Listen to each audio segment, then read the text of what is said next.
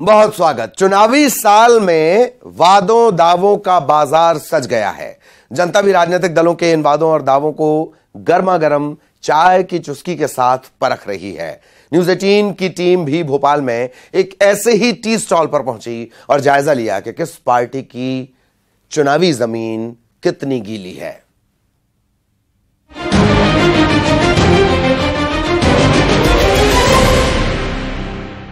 हमारे मध्य प्रदेश और देश में चुनाव किसी त्योहार से कम नहीं होते। चुनाव नजदीक आते हैं तो चुनावों पर चर्चाओं का सिलसिला भी लगातार गरमाने लगता है और अब मध्य प्रदेश में चुनावों में चंद दिन बाकी हैं।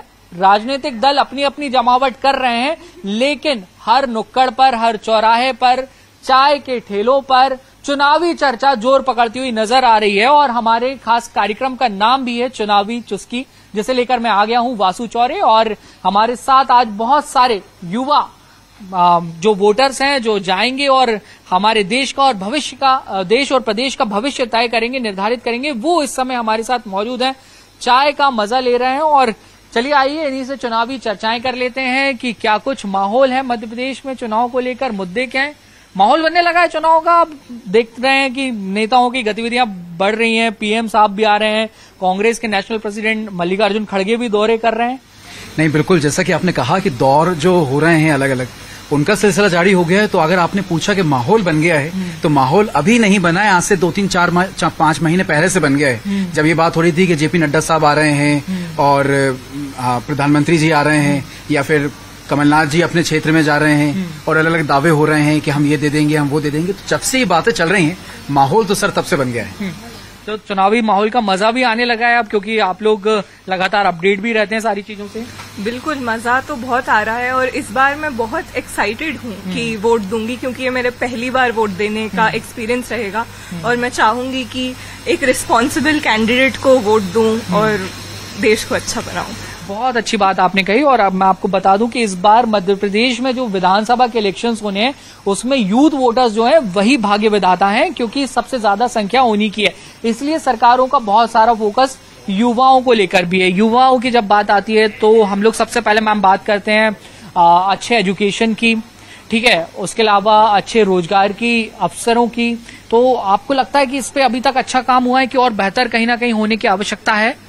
हाँ सर, हो तो रहा है, पर वैसे एज अ स्टूडेंट हम तो और मांगेंगे, चाहेंगे कि हमें और चीजें मिले और अच्छी एजुकेशन प्रोवाइड हो और भी बहुत सारी चीजें जैसे अगर हम बात करें कि जब इलेक्शंस होते हैं तो आपके पास दो चीजें आपके सामने सबसे पहले फ्रेम में होती हैं। एक होता है कि आप किसी पॉलिटिकल पार्टी को देखें, जैसे मध्य प्रदेश में 2 पार्टी सिस्टम अभी तक रहा है, आइदर बीजेपी और कांग्रेस यहाँ से जीती हुई आई है।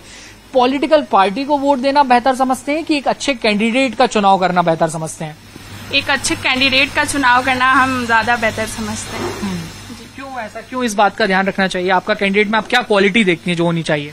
क्वालिटी हम कैंडिडेट को ऐसे देखते हैं कि वो जो मुद्दे हैं उन्हें मतलब उनके ऊपर काम करेंगे, वो आगे आकर चीजों पे काम करके आगे बढ़ाएंगे देश को।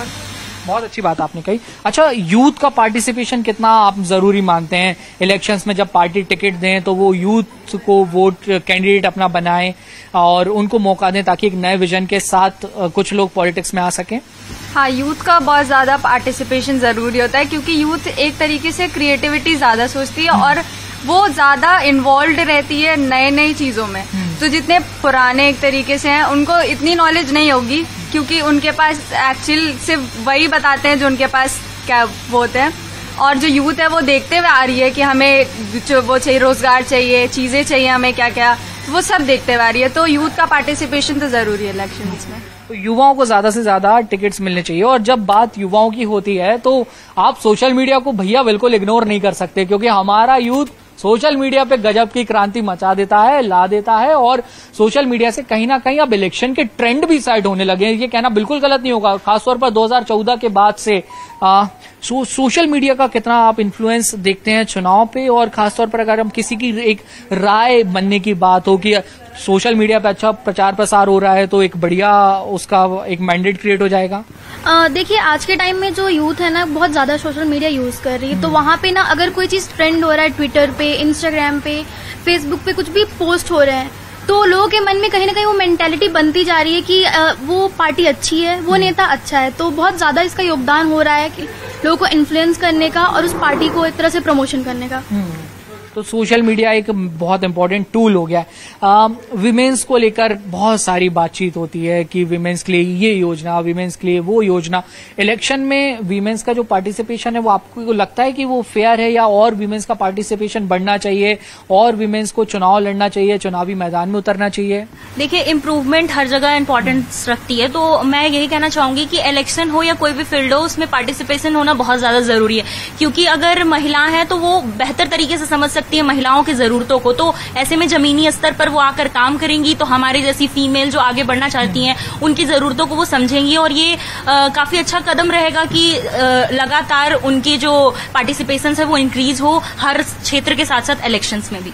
हर क्षेत्र के साथ इलेक्शन में भी महिलाओं का पार्टिसिपेशन बहुत जरूरी है, और हो भी क्यों ना। एक महिला भली भांति पूरे घर को चलाती है, परिवार को चलाती है, और वो देश प्रदेश को भी चला सकती है। और ऐसे बहुत सारे हमारे पास एग्जाम्पल्स हैं। इंदिरा गांधी, प्रतिभा पाटिल से लेकर मौजूदा सरकार में कई मंत्री हैं जो महिला हैं, और वो बहुत बेहतर रूप से हमारे देश का और तमाम विभागों का संचालन करती हुई नजर आ रही हैं। इसके अलावा अगर बात करें कि चुनाव में क्या मुद्दे होना चाहिए, किन मुद्दों पर इलेक्शन आप चाहते हैं कि हो, जब आपके पास कोई कैंडिडेट पहुंचे, पार्टी पहुंचे, तो वो आपके बीच में क्या अपना मैनिफेस्टो रखे, क्या मुद्दे रखें जिनको लेकर आप चाहेंगे कि ये होना चाहिए और इन पे आप वोट करेंगे?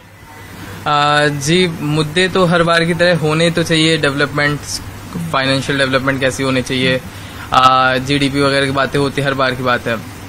मगर मुद्दे ये हर बार होते नहीं हैं। कारण आ जाते हैं अपनी कम्युनिटीज के द्वारा वोट बंटते हैं। हर बार वोटों को देखा जाता है कहाँ पे कैसी कम्युनिटीज है, उसके हिसाब से वहाँ का प्रतिनिधि भी चुना जाता है।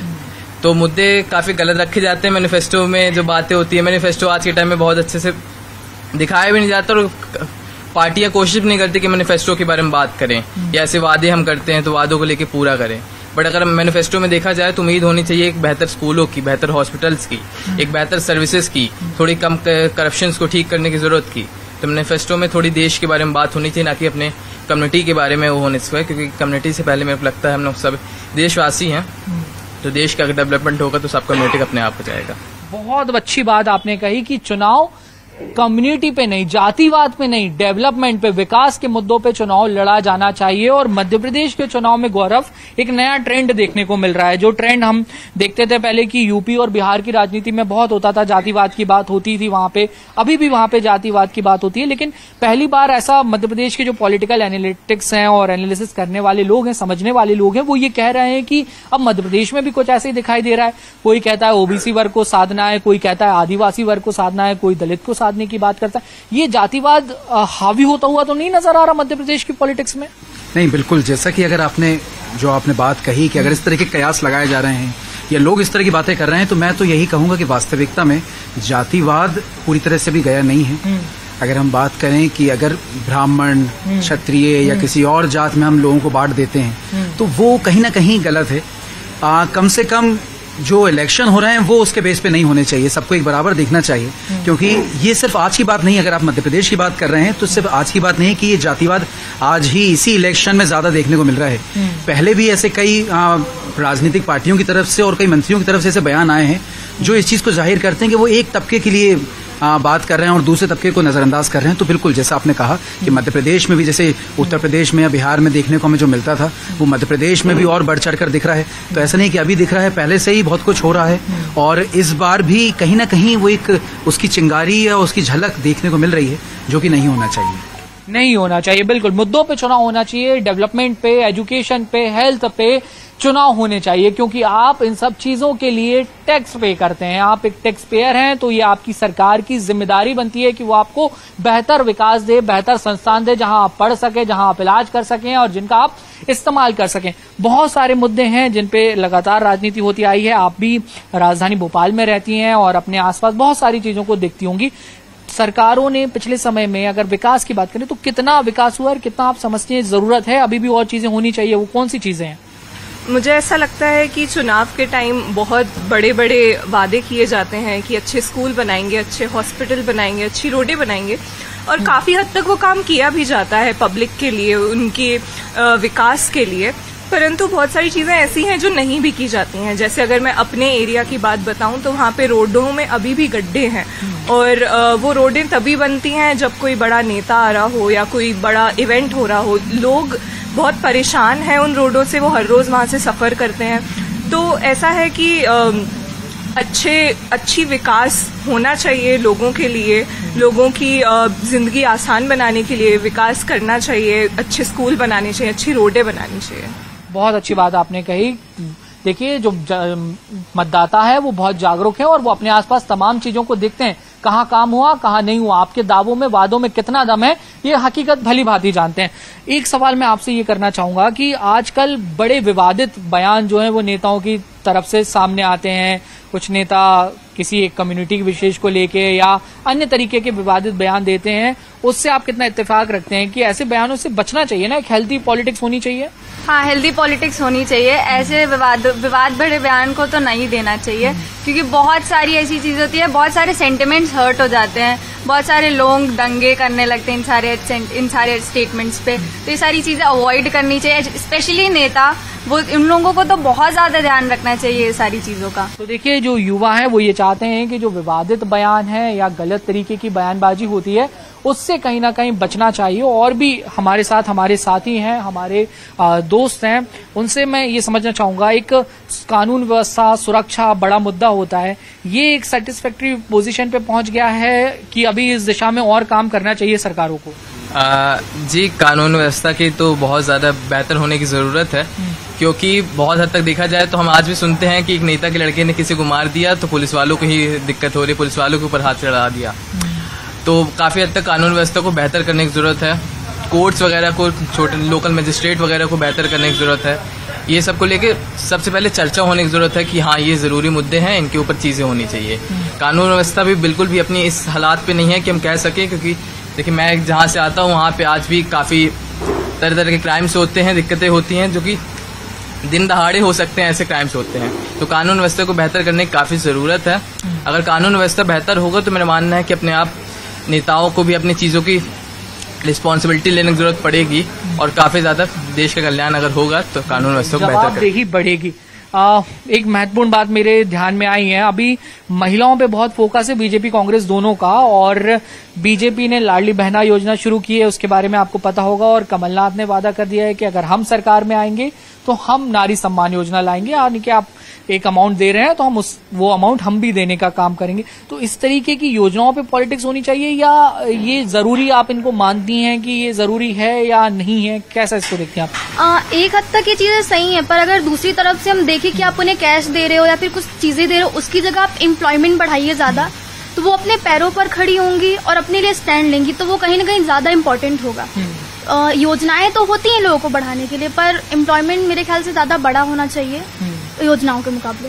एम्प्लॉयमेंट का ग्राफ बढ़ाना बेहद जरूरी है, और जो योजना है वो ठीक है, अपनी जगह सही है। एक बड़ा सवाल अक्सर ये खड़ा होता है कि हम लोग सरकार की तरफ देखते हैं कि सरकार हमें नौकरियां दे, रोजगार दे, लेकिन इसके साथ ही अब आपको ये नहीं लगता कि आने वाले समय में बहुत ज्यादा जोर इस बात पे दिया जाए कि हम लोग कैसे एम्प्लॉयमेंट क्रिएट करें, लाइक हम लोग कैसे स्टार्टअप्स या एंटरप्रेन्योर्स बने, ताकि हम लोग स्वरोजगार दें और हम लोग अपना तो घर चलाएं, साथ में और लोगों को भी रोजगार दें। इस पे ज्यादा काम करना चाहिए सरकारों को, पॉलिटिकल पार्टीज को। हाँ बिल्कुल, और लेकिन पूरा हम इसमें रिस्पॉन्सिबल सरकार को भी नहीं बना सकते, कुछ उसमें हमारे भी योगदान देना जरूरी है। योगदान देना हमारा भी इसमें बेहद जरूरी है, और निश्चित तौर पर ये बहुत हद तक सही बात है कि अब आने वाले समय में जब ये युवा और जागरूक मतदाता वोट करने जाएंगे तो इन तमाम बातों का ध्यान रखेंगे, और खासतौर पर इसका कि जो पिछली सरकारों ने दावे किए, वादे किए, वो उसके लिए कितनी रिस्पॉन्सिबल रही, और जो दूसरा पक्ष है वो जो बातें कर रहा है वो कितनी हवाई है और जमीन पर उनका हो पाना कितना संभव है। तो देखना होगा कि कौन सा दल इन युवाओं का मन जीत पाता है, और इनके बेबाक जो अंदाज है और ये खुलकर अब अपनी बात रख रहे हैं, तो इसको कौन कितना मानने को तैयार होता है, ताकि जब ये मैनिफेस्टोस तैयार हो, चुनावी वादे हो, बातें हो, तो इन सबका भी ध्यान रखा जाए। वीडियो जर्नलिस्ट मनीष सिंगर के साथ न्यूज 18 के लिए भोपाल से वासु चौरे।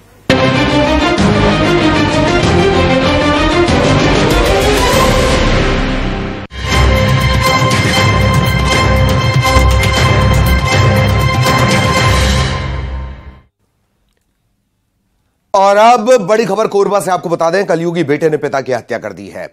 फरसे से हमला कर हत्या। संपत्ति विवाद चल रहा था, संपत्ति विवाद में हत्या की गई है। आरोपी बेटे को गिरफ्तार कर लिया गया। जटगा चौकी इलाका लगता है और पुठुआ गांव के आमा भाटा मोहल्ला की यह घटना है, जहां फरसे से वार कर बेटे ने पिता की हत्या कर दी। कोरबा से बड़ी खबर।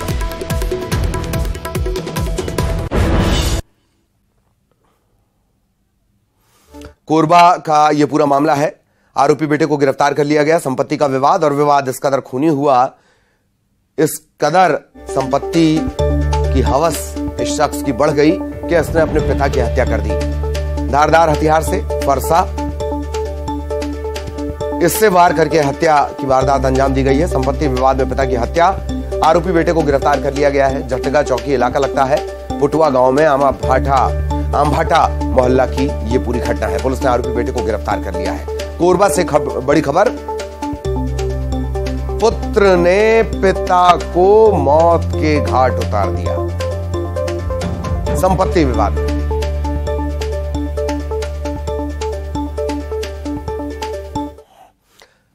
और अब खबर दंतेवाड़ा से 8 नक्सलियों ने सरेंडर किया है, आत्मसमर्पण किया है। 8 नक्सलियों ने 6 नक्सली गिरफ्तार भी किए गए, 8 ने हथियार का रास्ता छोड़ा है। एक नक्सली पर 5 लाख का इनाम भी था जो गिरफ्तार किए गए। उनमें 6 नक्सली गिरफ्तार किए गए, 8 ने हथियार का रास्ता छोड़ा है। जो गिरफ्तार किए गए उनमें से एक नक्सली पर 5 लाख का इनाम था। आत्मसमर्पण करने वाले 2 नक्सली ऐसे भी जिन पर 1-1 लाख का इनाम था। बड़ी खबर जशपुर से, जहां इंस्पेक्टर हरिशंकर सिंह पर गाज गिरी है।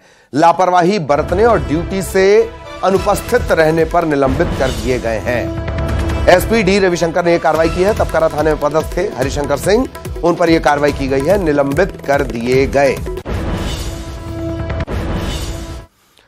और अब जशपुर से मिल रही है बड़ी खबर, 11 साल के नाबालिग का नग्न अवस्था में शव मिला है। खेत की मेड़ पर शव मिला और देखते ही देखते आग की तरह यह बात आसपास के इलाके में फैल गई, सनसनी मच गई।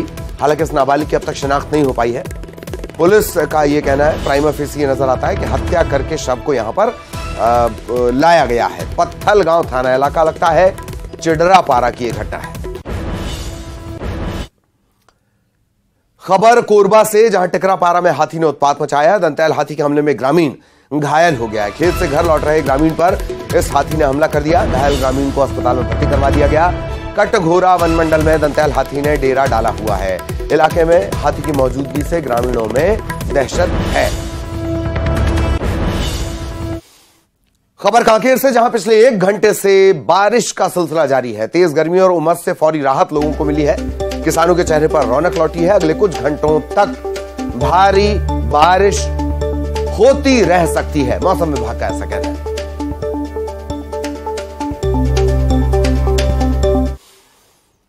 खबर गरियाबंद से, जहां जिला अस्पताल में उपद्रव हुआ था। उपद्रवियों पर अब पुलिस ने बड़ी कार्रवाई की है। 15 उपद्रवियों के खिलाफ मामला दर्ज किया गया है। सड़क हादसे में युवक की मौत के बाद ग्रामीणों ने हंगामा किया था, उपद्रव किया था, जिला अस्पताल में तोड़फोड़ की थी। गैर जमानती धाराओं के तहत अपराध दर्ज कर लिया गया है।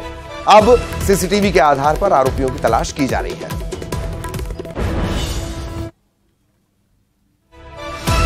और इस बुलेटिन में इतना ही। आगे जरूर देखिए 2023 की महाभारत।